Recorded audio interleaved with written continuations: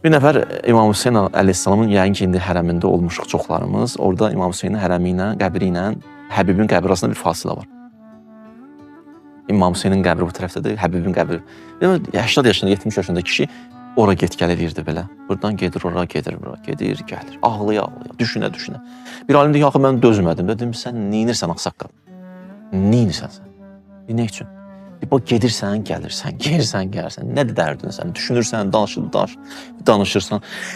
O Əsədi qoca mənə bir cavab verdi ki, mənə çox böyük dərs oldu. Cavab o idi ki, dedi, filan kəs, dedim, bəli. Dedi, burada Şimir də get-gəl eləyib, Hüseyn də get-gəl eləyib. Həbib də get-gəl eləyib, Ömər Sət də get-gəl eləyib. Mən fikirləşirəm ki, mən də 70 ildir get-gəl edirəm bu dünyada. Görürsən, mən ayağımı Şimrin ayaq qoyduğu yerlərə qoymuşam. Yoxsa Hüseynin ayaq qoyduğu yerlərə qoymuşam. Həbibin Məzahirin yolu ilə getmişəm, yoxsa Ömər ibn Sədin yolu ilə getmişəm. Çox düşünürəm ki, mən kiməm?